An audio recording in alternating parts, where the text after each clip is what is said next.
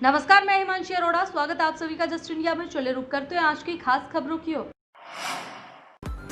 खबरों के प्रायोजक हैं आरोग्य मास्क लगाएं, कोरोना से सुरक्षित रहें। Kamal Chalk Industries, a trusted school of chalk, manufacturers and suppliers of chalk, color chalk, duster, mask, sanitizer, etc. Asian colour coated Ispat limited, आपका विश्वास हमारी पहचान। मेडिफिर international, taken a step to keep you safe from corona virus.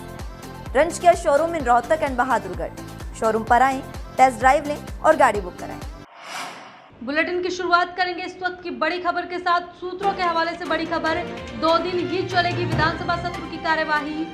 Business advisory committee की बैठक में लिया गया फैसला, दूसरे दिन की कार्यवाही लंबी चल सकती है। कांग्रेस ने सत्र की अवधि बढ़ाने की मांग की थी, लेकिन बैठक में फैसला लिया गया है कि 2 दिन ही चलेगी। भूपेंद्र सिंह हुड्डा ने यह कहा कि मैंने 3 दिन की कार्यवाही की मांग की थी।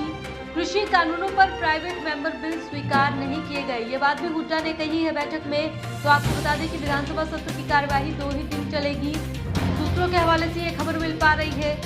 बिजनेस एडवाइजरी कमेटी की बैठक हुई है, जिसमें हुड्डा ने कहा है कि उन्होंने 3 दिन की मांग की थी, लेकिन कार्रवाई जो है वो 2 दिन ही चलेगी। हालांकि दूसरे दिन की कार्यवाही लंबी हो सकती है।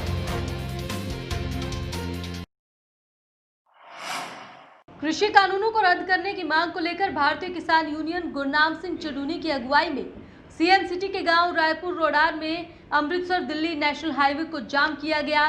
किसान नेता गुरनाम सिंह चडूनी ने मौके पर पहुंचकर 4 जिलों करनाल, कुरुक्षेत्र, यमुनानगर, अंबाला से भारी संख्या में किसानों के साथ पुलिस बल भी वहां पर मौजूद रहा। जाम को देखते हुए पुलिस ने नेशनल हाईवे पर रूट्स को डाइवर्ट किया। बता दें कि आज किसानों की ओर से 12 बजे से 4 बजे तक जाम लगाने का ऐलान किया गया है, जिसके चलते प्रदेश भर में जाम लगाया जा रहा है। आज का जो है वो पूरे देश का प्रोग्राम है। पूरे देश में आज 4 घंटे के लिए चक्का जाम है, 12 बजे से 4 बजे तक, और इसमें पूरे राजमार्ग जो है वो जाम किए जाएंगे। ये देश के सभी संगठनों का साझा प्रोग्राम है और इसमें जो है वो व्यापारी, आड़ती, शहर वाले भाई, मजदूर भाई, वो सभी सहयोग कर रहे हैं। और मांगे हमारी वही है कि जो 3 काले कानून सरकार ने पास किए हैं उनको वापस ले। कृषि कानून के विरोध में फतेहाबाद में भी किसानों ने रतिया चंडीगढ़ मार्ग पर जाम लगाया। नारेबाजी करते हुए सड़कों पर किसान उतरे। किसानों का कहना है कि आज भारत बंद का किसान संगठनों के द्वारा आह्वान किया गया था और उसी के चलते पूरे प्रदेश में कृषि कानूनों के विरोध में सड़कों पर वो उतरे हैं। किसान आपको बता दें कि आज प्रदर्शन कर रहे हैं। 12 बजे से 4 बजे तक जाम रहेंगी सड़कें।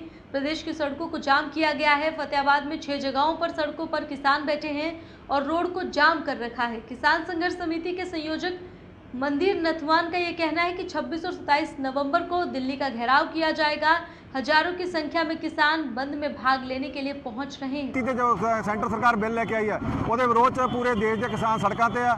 ਸੈਂਟਰ ਸਰਕਾਰ ਦੀ ਇਹਨਾਂ ਨੀਤੀਆਂ ਦੇ ਖਿਲਾਫ ਹਿੰਦੁਸਤਾਨ ਦੇ ਕਿਸਾਨਾਂ ਨੇ ਯੁੱਧ ਛੇੜ ਦਿੱਤਾ। 26-27 ਨੂੰ ਦਿੱਲੀ ਦੇ ਅੰਦਰ ਬਹੁਤ ਵੱਡਾ ਭਾਰੀ ਵੱਡਾ ਅੰਦੋਲਨ ਹੋਣ ਜਾ ਰਿਹਾ ਔਰ 21 ਤਰੀਕ ਨੂੰ ਅਸੀਂ ਫਤਿਹਾਬਾਦ ਕਿਸਾਨ ਰੈਲੀ ਕਰਨ ਜਾ ਰਹੇ ਹਾਂ ਔਰ ਦੇਖੋ ਹਜ਼ਾਰਾਂ ਕਿਸਾਨ ਅੱਜ ਸੜਕਾਂ ਤੇ ਆ। ਅੱਜ ਸਾਰੀਆਂ ਸੜਕਾਂ ਜਾਮ ਨੇ 4 ਵਜੇ ਤੱਕ। ਔਰ ਸਰਕਾਰ ਨੂੰ ਇਹ ਬਿੱਲ ਵਾਪਸ ਲੈਣੇ ਪੈਣੇ। ਬਹੁਤ ਵੱਡਾ ਅੰਦੋਲਨ ਦੇਸ਼ ਕਿਸਾਨਾਂ ਨੇ ਸ਼ੁਰੂ ਕਰ ਦਿੱਤਾ। वहीं टोहाना में भी केंद्र सरकार द्वारा लाए गए 3 कृषि कानूनों के विरोध में देशव्यापी प्रदर्शन के तहत टोहाना में किसानों ने Hisar Chandigarh road national highway 148B पर जाम लगा दिया और सरकार के खिलाफ जमकर नारेबाजी करते हुए अपनी मांगों को सरकार के समक्ष रखा। इस दौरान पुलिस प्रशासन की मौजूदगी भी रही और हिसार की ओर से आने जाने वाले वाहनों, साथ ही चंडीगढ़ से आने वाले वाहनों का भी रूट डाइवर्ट किया गया ताकि किसी को परेशानी ना हो। किसानों ने अपनी मांगों के लिए सरकार के खिलाफ नारेबाजी की और कहा कि इन कानूनों के चलते किसानों को काफ़ी परेशानियों से गुजरना पड़ रहा है, जिसके चलते लगातार देश और प्रदेश में प्रदर्शन किए जा रहे हैं, लेकिन सरकार द्वारा सुनवाई नहीं हो रही, जिसके चलते ये व्यापी हड़ताल जारी रहेगी और रोड जाम जो है वो किया जा रहा है। सरकार को बार बार चेताया है कि ये किसान विरोधी जो 3 काले कानून लेकर आई है, सरकार इसे वापस ले, एमएसपी का अधिकार दे।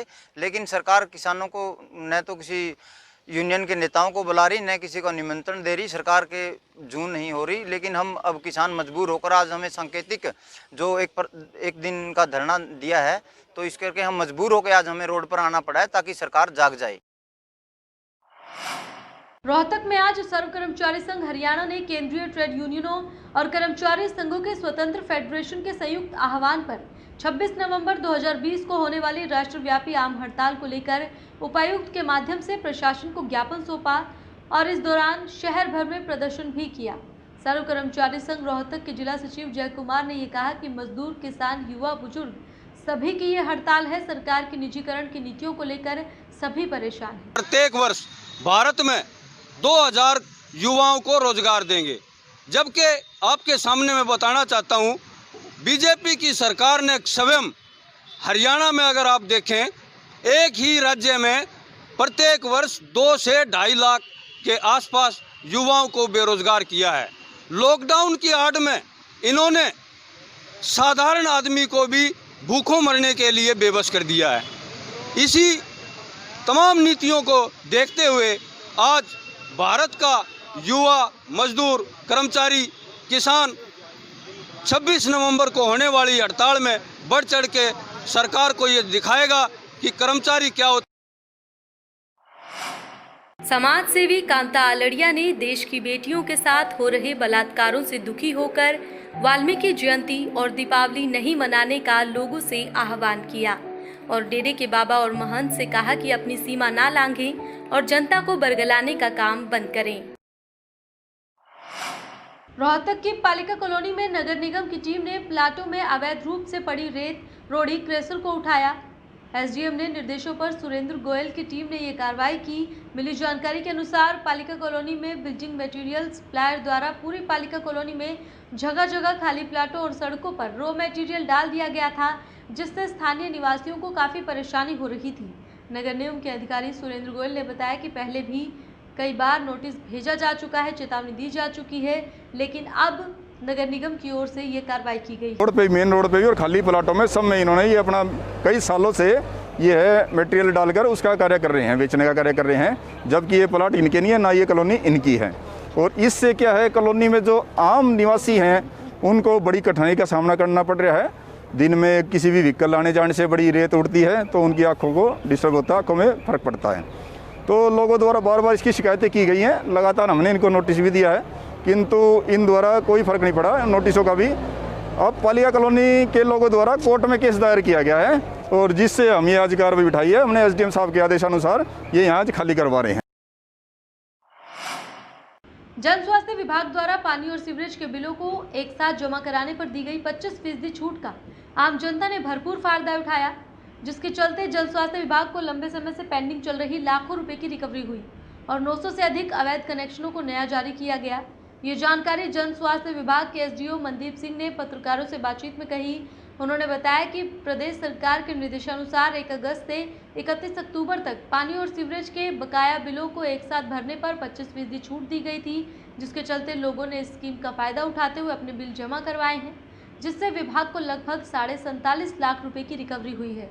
उन्होंने कहा कि इस अभियान के तहत जन स्वास्थ्य विभाग द्वारा शहर के 900 से अधिक नए कनेक्शनों को जारी किया गया है और लोगों को लगातार बिल अदायगी करने के बारे में जागरूक किया गया है।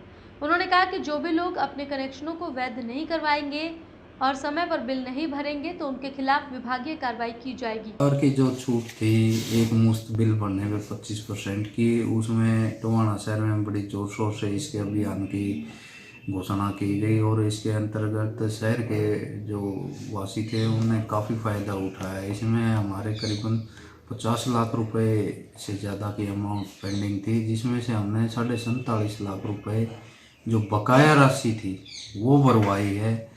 रिकवरी रेट इसमें काफ़ी अच्छा रहा है और कम से कम 900 कनेक्शन हमने नए इसमें लोगों के जारी किए।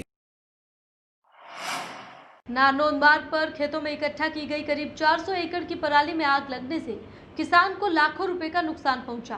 प्रदूषण जैसी समस्या से निपटारे के लिए कुछ लोगों ने पराली को अपना व्यवसाय बनाना शुरू किया था, जिसके चलते खेतों से धान की पराली को खरीदकर एक जगह इकट्ठा किया गया था और उसके बाद उसे काटकर राजस्थान जैसे राज्य में चारे के रूप में भेजा जाता था, ताकि वहां पर पशु चारे की कमी को पूरा किया जा सके।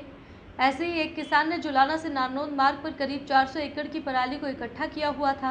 देर रात किसी अनजान व्यक्ति द्वारा इसमें आग लगा दी गई, जिससे किसान को लाखों रुपए का नुकसान हो गया। दमकल विभाग की 4 गाड़ियां मौके पर पहुंचने के बाद भी आग को काबू नहीं कर पाए, जिसके चलते धान की पराली पूरी तरह से जलकर राख हो गई। इस पराली के जलने से किसान को लाखों रुपए का नुकसान हुआ है। उसके द्वारा दिए जाने वाले करीब 10 परिवारों को रोजगार भी छिन गया। जो लोग इसको इकट्ठा करने और कटाई का काम करते थे, फिलहाल उनसे उनका रोजगार छिन गया है। पता नहीं किसने लगाई है कि तो नुकसान मान लो जी 400 किले की थी परालिया, लगभग 10 लाख रुपया नुकसान तो लगभग है जी। फायर ब्रिगेड आई है जी। क्या चेयर आई है जी। कंट्रोल नहीं क्या है चेयर? तो फायर ब्रिगेड आई जी चेयर, तो उनसे कंट्रोल नहीं हो पाई जी आगे। भवानीखेड़ा में जगह जगह खुले पड़े सीवरेज के मेनहोल हादसों को न्योता दे रही हैं। मेनहोल के ढक्कन टूटे होने से शहर में कई हादसे हो रहे हैं, लेकिन उनकी अनदेखी की जा रही है। प्रशासन आंखें मूंद कर किसी बड़े हादसे का इंतजार कर रही है। प्रशासन की ओर से मेनहोल के ढक्कनों को बदलने की बजाय उन पर झाड़ी घास फूस डाला जा रहा है, जिससे जनता को समाधान नहीं बल्कि ज़्यादा परेशानी हो रही है। स्थानीय लोगों का कहना है कि कई बार प्रशासन को समस्या से अवगत करवाया जा चुका है, लेकिन कोई समाधान नहीं हो पाया है। ढक्कनों के बारे में और जो जहाँ लाइनें धसी उसके बारे में हमने आला अफसरों को हमें अवगत कराया, लेकिन परिणाम सुन रहे हैं। आज भी मैंने SDO साहब से बात की और JE साहब से ही बात की, लेकिन संतुष्टिदायक जवाब नहीं मिलता। जन समस्या तो है ही है, उसके साथ साथ हमें अपमान भी बर्दाश्त करना पड़ रहा है, क्योंकि शासन और प्रशासन ने चेत कर के इस बारे में तुरंत इस समस्या का निदान करना चाहिए। कुरुक्षेत्र के पेहोवा उपमंडल में बुधवार देर रात गुलाचिका रोड पर कैंटर के चपेट में आने से बाइक सवार 2 युवकों की मौत हो गई। हादसे के बाद कैंटर चालक मौके से फरार हो गया। मौके पर पहुंची पुलिस ने मृतक के शव को कब्जे में लिया और घायल को अस्पताल भेजा, लेकिन उपचार के दौरान उसकी भी मौत हो गई। मृतकों के करीबी राजीव कुमार के अनुसार दोनों मृतक युवक विवेक और विजय पेहोवा के रहने वाले थे। शादियों में स्टॉल लगाने का युवक काम करते थे और रात को लगभग 12:30 बजे काम से लौट रहे थे कि इसी बीच कैंटर चालक ने लापरवाही दिखाते हुए उनकी बाइक को चपेट में ले लिया। उधर पुलिस जांच अधिकारी ने बताया है कि कैंटर चालक फरार है, जिसकी तलाश लगातार जारी है। जल्द ही आरोपी को पकड़ लिया जाएगा। फार्म के पास एक पेवे की तरफ से कैंटर जा रहा तो उसने उनका टक्कर मारी और मौके पर एक लड़का विजय कुमार एक्सपायर हो गया था और 2 को सरकारी अस्पताल पेवा में पहुंचाया गया और एक लड़के को सरकारी अस्पताल के डॉक्टरों ने रेफर LNJP अस्पताल कर दिया था, जो विवेक वह भी एक्सपायर हो गया और मुकदमा दर्ज कर दिया गया। कार्रवाई शुरू है। खबरों के प्रायोजक थे Shri Shyam plywood and lamination, वेंसफिल अपरेट्स लव, boiling water proof plywood, SCF 48 HUDA complex Rohtak. Kamal Chowk industries, a trusted school of chalk, manufacturers and suppliers of chalk, color chalk, slate pencil, duster, dustless chalk, housekeeping material, mask, sanitizer, hand wash. Office number 201, first floor, town centre mall, D park, model town, Rohtak. Corona महामारी से लड़ने के लिए आरोग्य mask लाया है आपके लिए सबसे आधुनिक मास्क। इसके साथ ही आपको मिलेगी आधुनिक PPE किट, वो भी बहुत ही सस्ते रेट पर। contact@arogyamask.com पर जाएं और हमसे संपर्क करें या फिर www.arogyamask.com से जुड़ें। इसके साथ ही आप हमें कॉल कर सकते हैं। हमारा पता है Anand international, plot number 181, Panipat, Haryana. Be Fast Fit, India's fastest growing fitness chain, now at Rohtak D Park.